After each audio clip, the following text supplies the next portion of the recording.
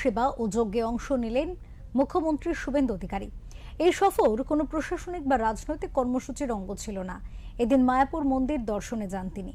গোমাতার পুজো শেষে বিশেষ ধরনের লাড্ডু গোমাতাদের নিজের হাতে খাওয়ান।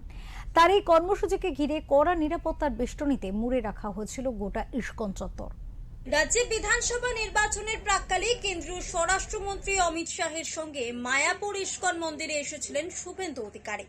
মুখ্যমন্ত্রী হিসেবে শুভেন্দু অধিকারীর প্রথম ইস্কন সফরকে ঘিরে রাজনৈতিক পর্যবেক্ষকদের কৌতূহল ছিল শুরু থেকেই। বৃহস্পতিবার বকরি ঈদের দিন জেলা সফরে মুখ্যমন্ত্রী। সূত্রের খবর অনুযায়ী ইস্কন কর্তৃপক্ষের বিশেষ আমন্ত্রণে এদিন বৃহস্পতিবার সকালে মায়াপুরের উদ্দেশ্যে রওনা দেন মুখ্যমন্ত্রী। সকালবেলায় মায়াপুরের অস্থায়ী হেলিপ্যাডে অবতরণ করে মুখ্যমন্ত্রীর কপ্টার।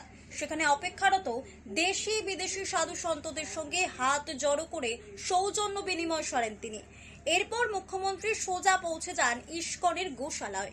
ওই গোশালায় আরতি ও সেবা করার পাশাপাশি নিজের হাতে তাদের খাওয়ানোর একটি বিশেষ কর্মসূচি ছিল।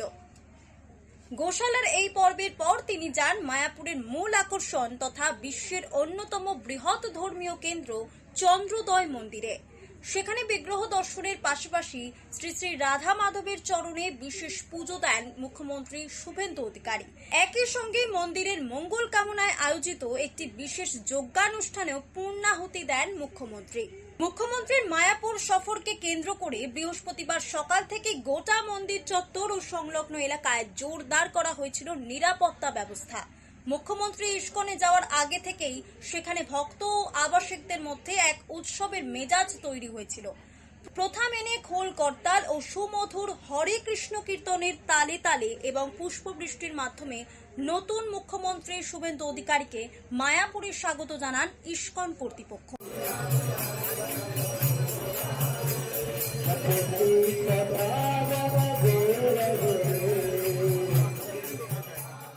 ব্যুরো রিপোর্ট, ওঙ্কার বাংলা।